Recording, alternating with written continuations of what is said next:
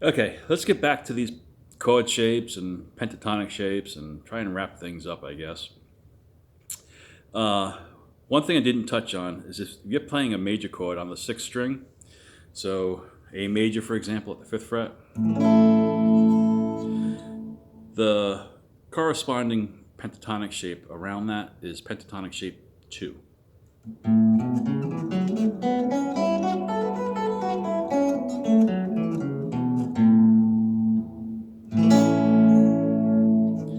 Okay, I know we discussed that that's major, that's minor, that's major, but it's not for this in this particular case.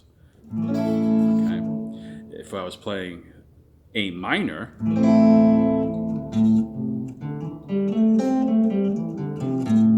then that would be the case, but we're not. We're playing A major, so the major is going to start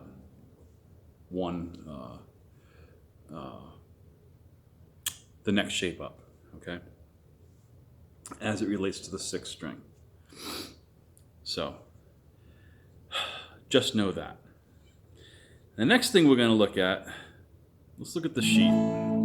I got A major mapped out, okay, the triad, and the root's on the sixth string. So your intervals are going to be root, fifth, root, third, fifth, root. Okay? So going from strings 6, 5, 4, 3, 2, 1, it's root, the fifth, the root, okay, again, the third, the fifth, and root. Okay, so we get 3 root notes here. A on both these strings, and then A down here on the third string at the 7th fret.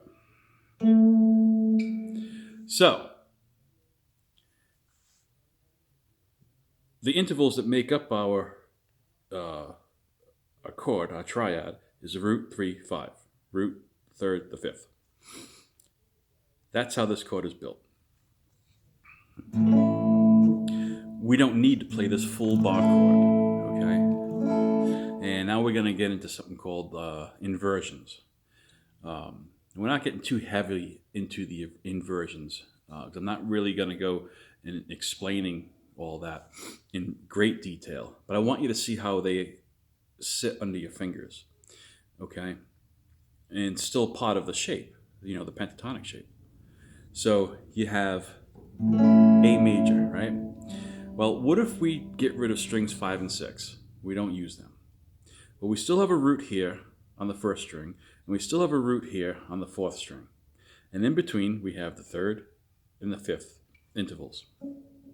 So there's A major. We have 2 roots. First, fourth string. Do we need to? Nope. We can take one of the roots away. Doesn't matter which one. You can play strings 2, 3, and 4. Or you can play strings 1, 2, and 3.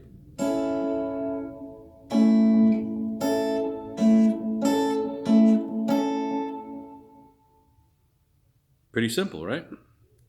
So you have this triad over here, which is just strings 1, 2, and 3. Root, 5, third.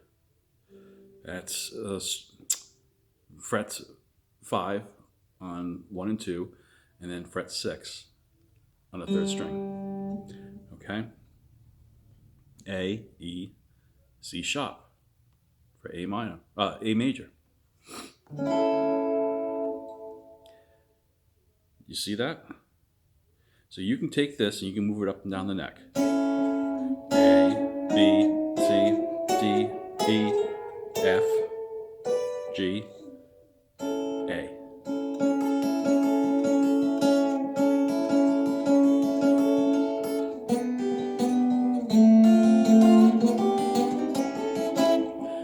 Do whatever you want with it, okay? So there's that. Now, let's look at A minor. The same rule's going to apply, okay? Instead of playing a full bar chord for A minor, where we have root, 5, root, a flatted third, fifth, root, okay? That's A minor. Well, again, we don't need strings 5 and 6. We can play A minor strings 4, 3, 2, and 1. Right? Again, we have two roots. We have the root on the 4th string. We have root on the 1st string. Do we need both? Nope.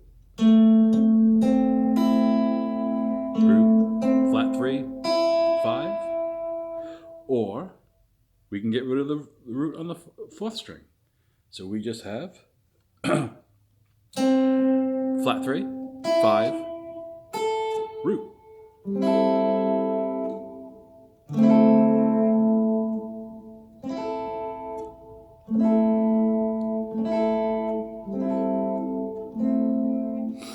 Okay? So now,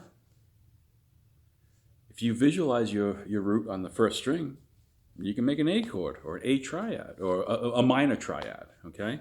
Here, at the 5th fret, going across strings 1, 2, and 3. That's A minor, B minor, C minor, D minor, E minor.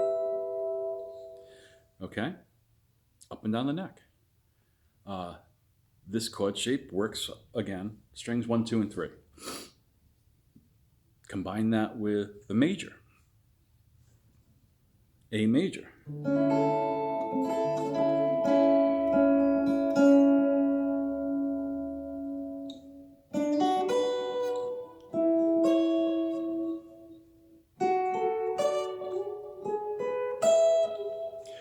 That's your chord tones in the scale, in the A major scale, right? You have A major, B minor, C sharp minor, D major, E major, F sharp minor, and then you can have the G sharp diminished, but we're not gonna talk about that. Okay, we'll leave the diminished chord out. But if you want to see that G sharp, you're gonna G sharp diminished. Okay, it'll be take 2 fingers, put them on the 6th fret of strings 1 and 3, and then go to the 3rd fret of string 2.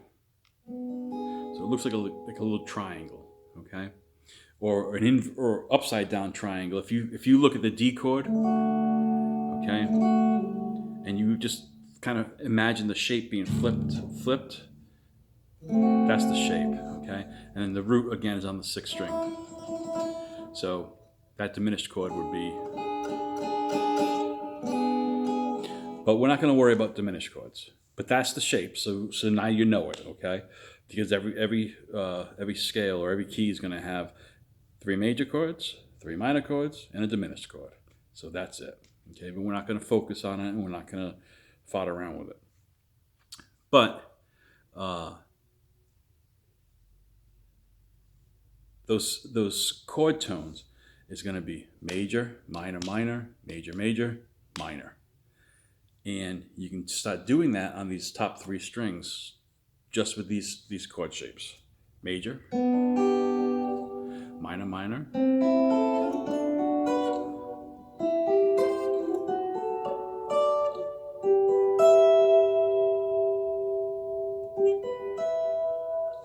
so now you can start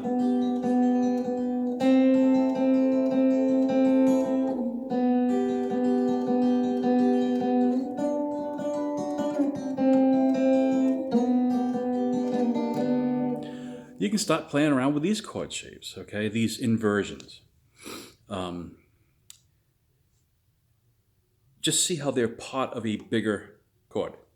So instead of playing A minor here, A major, we're just taking a little piece of it. Instead of A minor,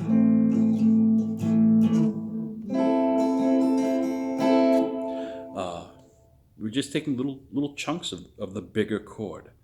And one thing you got to keep in mind is make sure you are muting the other strings so you don't have unnecessary buzz or unwanted tones coming in. Okay, so hopefully you're going to get that down. And again, I diagrammed out these chords. Let's look at this A shape, the open A chord. We have the root on the open string, open fifth string, A. Then we have the root again on the second fret of the G string. Well, we can't easily get rid of the second root, okay, here. But we can get rid of this root here, the open string. So what we're left with is these three notes. I don't need this, the fifth string.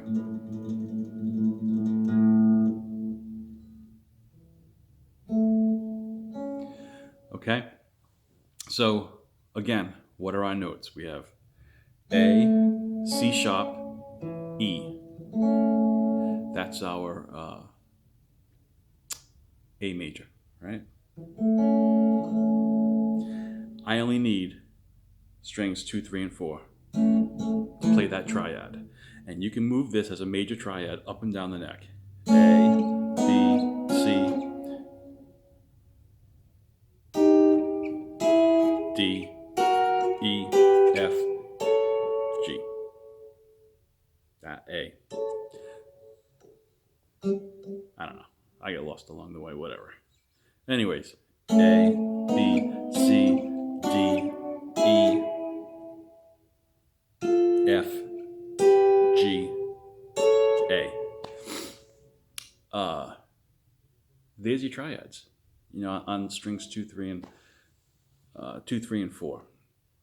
Remember that the root is on the third string. Okay? Is it helpful? I don't know. Sometimes it is. Sometimes you can't reach over and grab that low root note. Okay? But you still have these three. One neat thing to do is to take your chord. So this is C, right? That's the 1 chord. I'm gonna go to the 5 chord. Making that's real easy. You go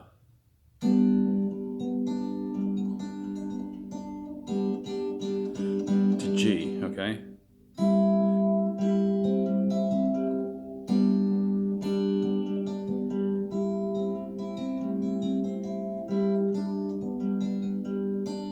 And all I'm doing is I'm thinking that's my C triad, okay? Root, 5, 3. But now I'm going to make the 5th the root. So that triad is going to be root, 3rd, 5.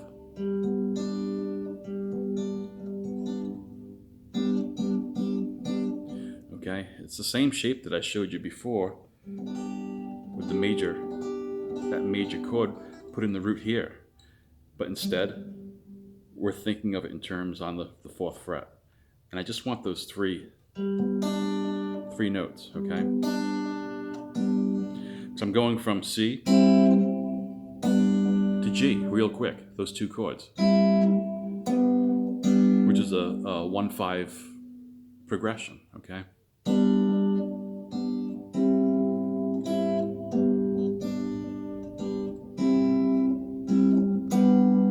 And I'm just flattening the knuckle on my ring finger.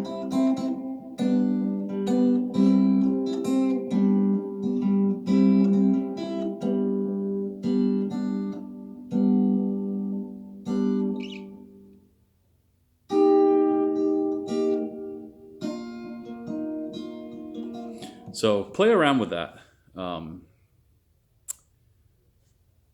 hopefully that helps. Just looking at different chunks of these chords. Okay, hopefully you found all of this information useful. And hopefully I cleared up some of these chord concepts. But if not, text me, whatever. And look at the chord shapes. Look at the diagrams that I wrote out for you. It should all help. And the more you practice, the more it's going to stick. And, when you start playing other people's music, you're going to start to see this. You start to see it real quick. And you start seeing these chord shapes. And then you're going to start seeing how their chords and their, maybe their melody lines or whatever, they're picking right out of the pentatonic shapes. And you're going to start to see how the chords and the pentatonics all just sit and kind of gel with each other. And the next step is going to be full diatonic, the full diatonic scales. And but you need the pentatonics under your belt, and then we're going to look at the full diatonics, and probably get into a lot more theory if I haven't explained, the intervals and things like that. We will when we start talking about the full diatonic scales. Okay, so have fun with the pentatonics.